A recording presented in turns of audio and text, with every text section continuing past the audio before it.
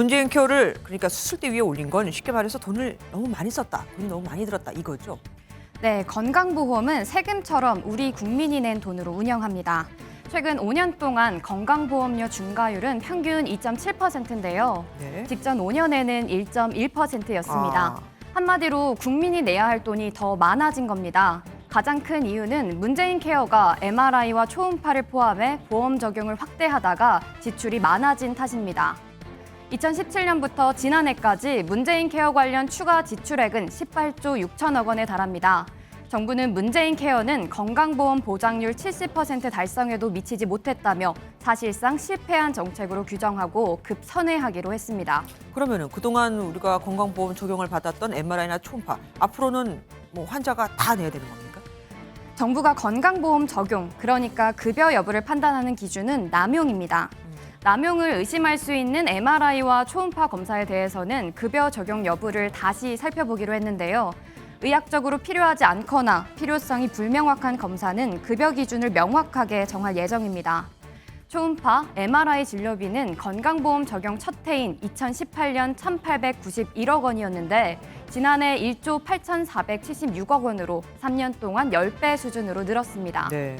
대폭 삭감할 경우 병원 입장에서는 수입이 줄어들 수 있어 논란이 불가피한데 정부는 의료계와 협의체를 구성해 논의하기로 했습니다. 급여하기로 했던 항목도 일단 멈춥니다. 근골격계 MRI 초음파는 의료적 필요도를 입증할 수 있는 항목만 제한적으로 급여화를 추진합니다. 정말 필요한 검사인지 어떻게 판단을 하죠? 찍어보니까 멀쩡하더라. 그러니까 건강보험 안 해주겠다. 이럴 수도 없고 참 어려운 문제입니다. 여하간 그동안 혜택을 받았던 분들은 불만이 클 수밖에 없겠어요. 네, 지난해 국내 건강보험 진료비는 95조 4천억 원이었습니다. 이 가운데 43%는 65세 이상 진료비입니다. 고령화로 건강보험 진료비는 갈수록 더 늘어날 수밖에 없고 네. 국민의 보험료 부담도 커질 수밖에 없는 구조입니다. 예. 그런데 급여 기준을 엄격히 해 건강보험 지출을 옥죄면 보장성은 줄어들 수밖에 없다는 지적 나올 수 있는데요. 네. 이에 대해 복지부는 보장성을 합리화하겠다는 취지라고 설명했습니다. 결국 불만을 최소화할 기준을 마련하는 게 최선인 셈입니다. 이번 대책에 보면 필수 의료 지원 대책 이런 것도 있던데 이건 뭘 얘기하는 겁니까? 재정 네. 악화도 문제지만 진료를 받고 싶어도 의사가 없다면 더 큰 문제이기 때문에 복지부는 중증과 응급, 분만, 소아와 같은 필수 의료와 관련해 보상 대책을 강화하는 방안을 내놨습니다. 전체적인 틀은 의료기관과 의사에게 돌아가는 수가 가산율을 높이는 겁니다. 뇌동맥류, 중증 외상의 야간, 휴일 응급수술 시술에 대한 수가 가산율을 1.5배에서 2배 높입니다. 네. 이처럼 필수 의료 분야 수술과 입원의 가산을 확대하고 고위험, 고난도 수술도 추가 보상하기로 했습니다. 하지만 과별 의사수를 정하는 강제책은 포함하지 않았고 의사수 확대에 대한 해법도 없어 미봉책이라는 지적도 나올 수 있겠습니다. 정부의 정책자문기구인 미래노동시장연구회는 먼저 주 52시간 근무 체계를 바꿔야 한다고 제안했습니다. 연장 근로시간을 관리하는 단위를 현행 주에서 월과 분기, 반기, 연으로 다양화해 노사의 선택권을 넓히자는 겁니다. 주당 69시간에 달할 것이라는 장시간 근로 가능성에 대해서는 예외적이고 극단적인 상황이기 때문에 빈번하지 않을 것이라며 선을 그었습니다. 연구회는 또 연공을 토대로 정해지는 호봉제를 직무나 성과급제로 전환해야 한다고 권고했습니다.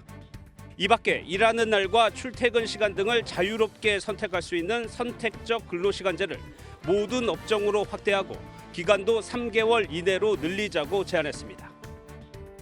제안된 권고와 추가 과제에 시급히 대응하지 못하면 우리 노동시장은 경쟁력을 잃어갈 것이며 인적 자원의 역량과 가치는 위축될 것입니다. 정부는 연구의 권고를 전폭적으로 수용했습니다. 이정식 고용노동부 장관은 SNS에 노동시장 개혁을 본격적으로 시작하겠다며 권고문에 담겨있는 임금과 근로시간 제도는 이른 시일 내에 입법안을 마련하겠다고 밝혔습니다. 다만 한국노총과 민주노총이 전면 재검토를 요구하며 강력히 반대하고 있고 야당 협조 없이는 이루기 쉽지 않다는 점에서 난항도 예상됩니다. 윤석열 대통령은 이창양 산업통상자원부 장관이 대독한 신한울 1호기 준공식 축사에서 지난해 12월 원전 생태계 붕괴를 막고자 애끓는 심정으로 이곳에 왔었다고 밝혔습니다. 윤 대통령은 이제는 기쁜 마음이라며 원전 산업 생태계 구축을 위해 노력해준 노고에 감사드린다고 전했습니다. 무분별한 탈원전 정책이 지금의 에너지 위기 시대를 맞아 우리 경제를 수습할 수 없는 상황으로 몰고 갔을지도 모릅니다. 윤 대통령은 지난 정권에서 무리하게 추진된 탈원전 정책을 폐기하고 원전 정책을 정상화했다고 밝혔습니다. 탈원전으로 움츠렸던 원전 산업을 정상화하기 위해 내년에 2조 원 이상의 일감과 금융, 연구개발 자금을 지원하기로 했습니다.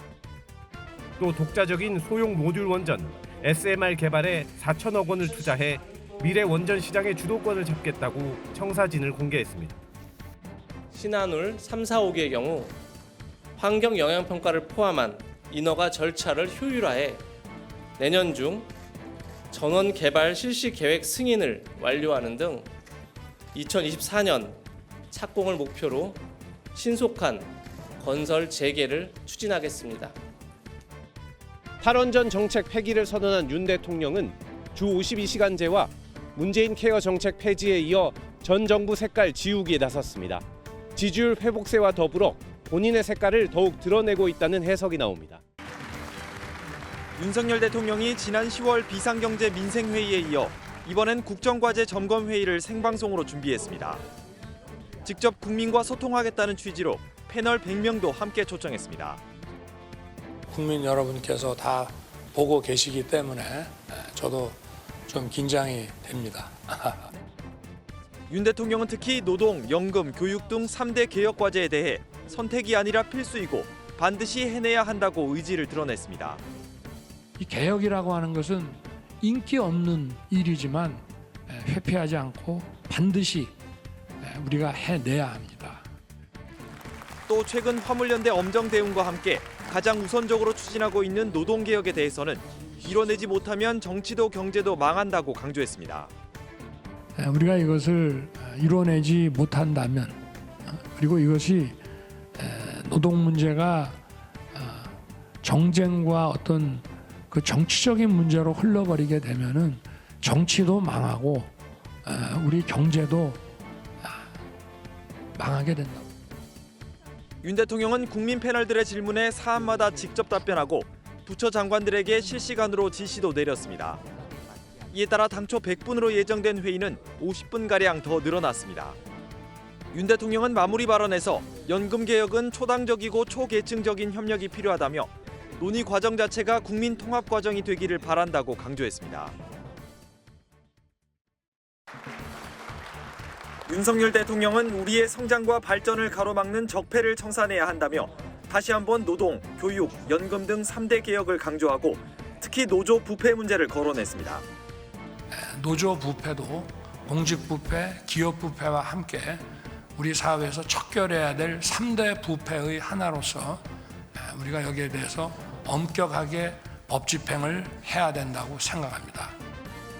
윤 대통령은 노조 부패를 막기 위한 방안으로 회계 투명성부터 제시했습니다. 대통령실 고위 관계자는 노동조합비와 정부 지원금이 진정으로 근로조건 개선 등에 쓰여졌는지는 누구도 검증하기 어려웠던 것이 그동안의 현실이라고 꼬집었습니다. 우리의 그 노동운동, 우리의 노조 활동도 투명한 그 회계 위에서만 더욱 건강하게 발전할 수 있다고 생각합니다.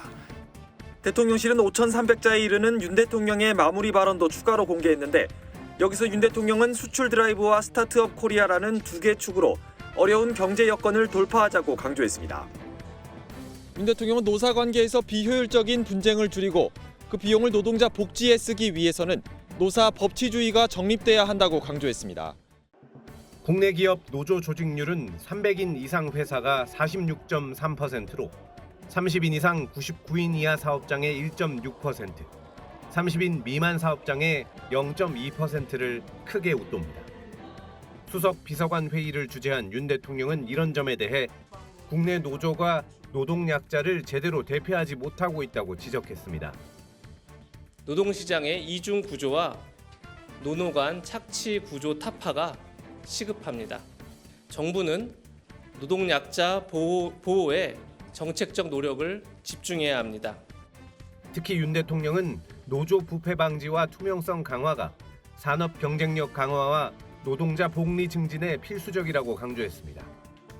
일반인이 상장 기업의 회계, 경영 정보를 열람할 수 있도록 한 전자공시 시스템인 다트처럼 노동조합 회계도 공시하는 시스템을 구축하는 방안을 검토해달라고 당부했습니다.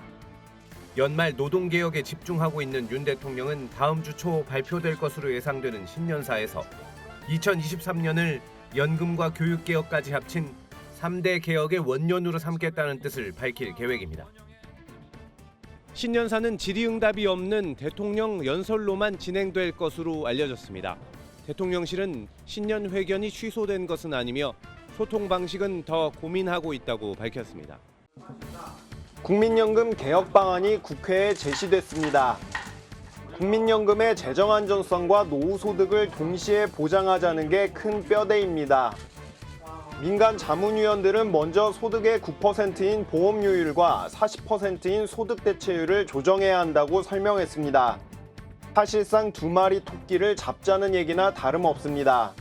민간 자문위는 구체적인 숫자를 제시하지 않고 이 같은 방향성만 우선 제시했습니다.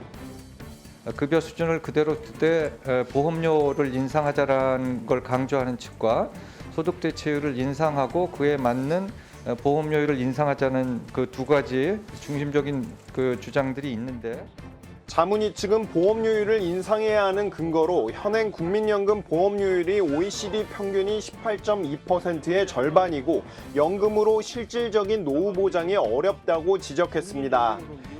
이처럼 더 내고 더 받는 방식 말고도 오래 내고 늦게 받는 방식도 거론됐습니다. 수급 개시 연령을 현행 65세에서 67세 또는 그 이상으로 올리고 이에 맞춰 의무 가입 연령도 현행 59세에서 올려야 한다는 주장입니다.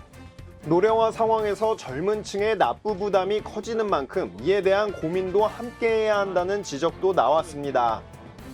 노동시장, 그다음에 인구 구조의 급격한 변화에 맞춰서 그 대상별로 어떻게 누가 얼마만큼 부담하게 될지에 대해서 이거는 우리 국민들에게 민감한 부분이기 때문에 연금개혁특위는 일반 국민대표 등에 대한 의견 수렴 절차를 진행할 예정인 가운데 자문위는 이달 말까지 개혁안 초안을 만들어 특위에 제출할 방침입니다.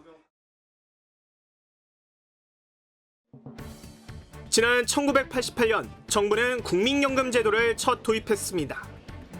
초기에 설정된 저부담 고급여 방식 탓에 김대중 정부는 연금 지급 시기를 60살에서 65살로 늦추는 1차 개혁을, 노무현 정부는 소득 대체율을 40%로 낮추는 개혁을 단행했습니다.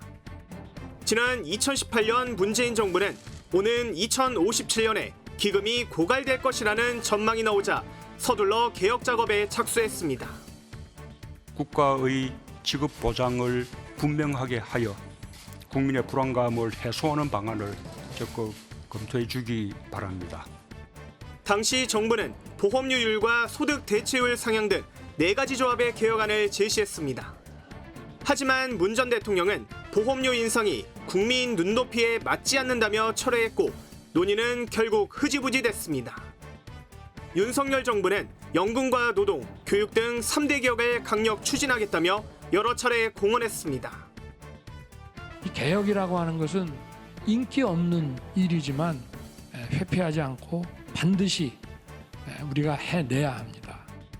더 내고 더 받는 방식이나 오래 내고 늦게 받는 방식 모두 여론은 싸늘하게 반응할 것으로 보입니다. 게다가 내년 4월 총선의 표심과도 직결될 수 있다는 점에서 여야가 어떤 해법을 찾을지 관심입니다.